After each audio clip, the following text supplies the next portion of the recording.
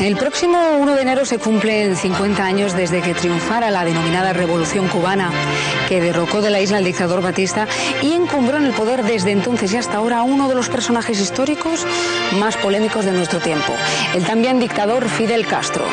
Esta noche aquí, en 30 minutos, les vamos a ofrecer una programación especial dedicada a Cuba, donde les vamos a mostrar dos documentales que nos hablan del pasado y del presente de la isla.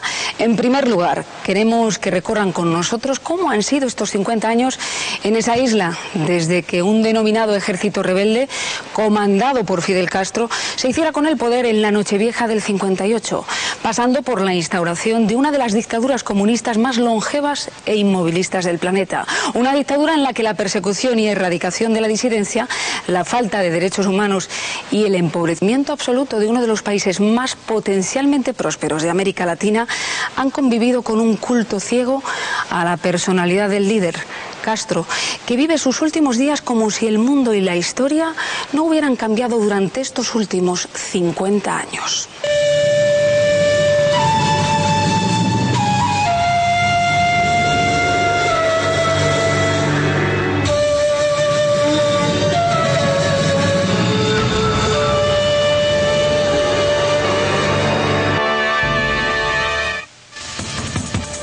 La caída y fuga de Batista en enero de 1959 fue un suceso raro, pero no único en la violenta historia de Cuba. En agosto de 1933, 26 años antes, otro dictador militar, el general Gerardo Machado, también había huido del país tras una cruenta revolución armada impulsada por los estudiantes y las clases medias, secundada en la fase final por el ejército. Incluso fue al calor de esos hechos y en la cresta de aquella revolución que surgió Fulgencio Batista como un meteoro.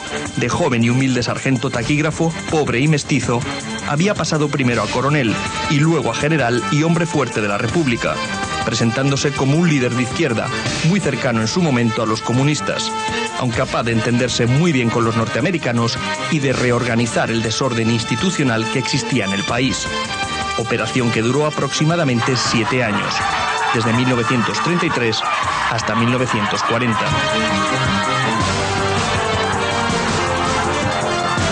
En ese año, en 1940, se aprobó una constitución democrática que no permitía la reelección y Batista fue elegido presidente legítimo. Como madre, como esposa, como hija, queremos a Batista presidente. Sin embargo, el grueso de la sociedad, producto de los esquemas revolucionarios de la época, comenzó a acercarse a un movimiento de masas de corte socialdemócrata, llamado Partido Revolucionario Cubano Auténtico, que manejaba una retórica antiamericana y anticapitalista, dirigido por un médico llamado Ramón Grau San Martín. En 1944 y 1948, en 2 elecciones consecutivas, ese partido auténtico ganó limpiamente los comicios y parecía que una democracia de centroizquierda o socialdemocracia, entonces en América Latina utilizaban la denominación izquierda democrática, se había estabilizado en el país. Precisamente fue el segundo de estos 2 gobiernos auténticos, legítimamente presidido por el doctor Carlos Príos Ocarrás, el que fue derrocado por Fulgencio Batista. Hay que destacar que Batista tiene su momento estelar en la historia de Cuba en 1940, cuando él patrocina la constitución liberal del 40, una constitución orgullo de Cuba, y en el 44 traspasa el poder pacíficamente a los auténticos, a Grau. Ese es el momento estelar de Batista. Pero el 10 de marzo marca uno de los momentos más terribles de la historia de Cuba.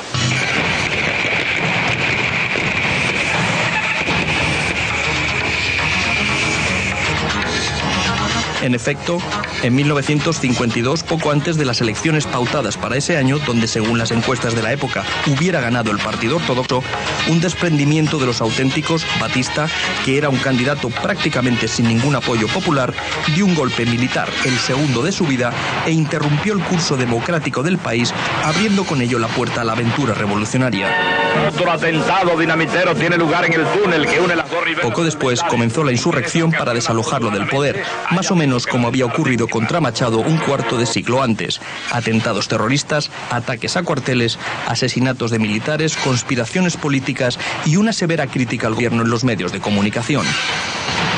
A todo esto respondió la dictadura de Batista con asesinatos selectivos, torturas a los detenidos y censura y persecución a los periodistas y políticos críticos.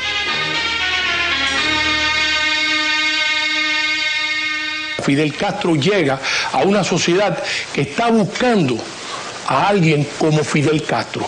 Se crea esta mitología después de la guerra de independencia. La revolución, de acuerdo con la historia que nos fueron tejiendo, quedó frustrada cuando la intervención americana. Fue dentro de ese clima donde surgió Fidel Castro, como uno de los cabecillas de la insurrección. Primero atacando sin éxito el cuartel Moncada el 26 de julio de 1953. Y tras pasar 2 años en la cárcel y luego un breve exilio en México, creando un movimiento guerrillero en las montañas de Sierra Maestra, tras desembarcar en la isla en diciembre de 1956, junto a unos pocos seguidores que se atrevieron a acompañarlo en la aventura y casi fueron aniquilados a poco de arribar a las costas cubanas.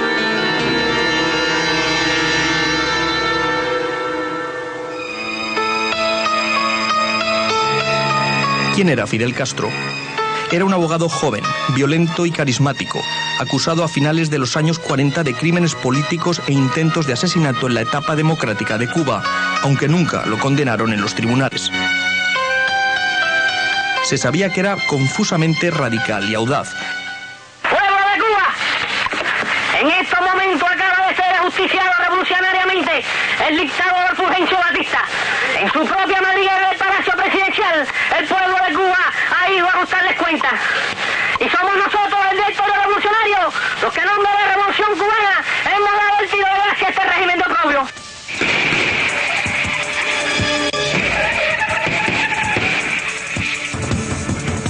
Fidel acabó imponiendo la línea dura, la lucha armada como única estrategia válida y patriótica. No obstante, el golpe definitivo contra Batista, como le había ocurrido a Machado en 1933, fue la pérdida del apoyo de Estados Unidos. En abril de 1958, el gobierno republicano de Ike Eisenhower, presionado por una hábil campaña de los exiliados cubanos, decretó un embargo de armas al gobierno de Batista para obligarlo a buscar una solución política a la guerra desatada en el país. Pero las consecuencias, no obstante, fueron otras.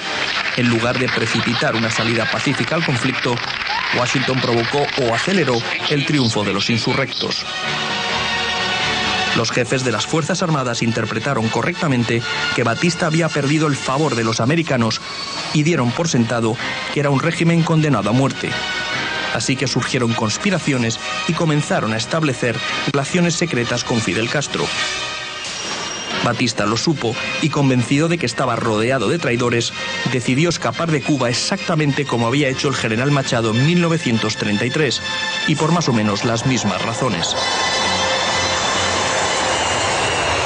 Cuando huyó del país, el 90% de las Fuerzas Armadas y el 95% del territorio teóricamente seguían bajo su control. Pero él y su gobierno estaban profunda e irremediablemente desmoralizados. Por eso perdieron el poder. El total de muertos de ambos bandos, gobierno y oposición, a lo largo de los 6 años de lucha, fue de 2.771 víctimas, y la mayor parte de ellas ocurrieron en las ciudades y no en las montañas. Sin duda se trataba de un número alto de caídos en combate o ejecutados, pero infinitamente menor que los habidos en las guerras revolucionarias de El Salvador, Guatemala o Nicaragua.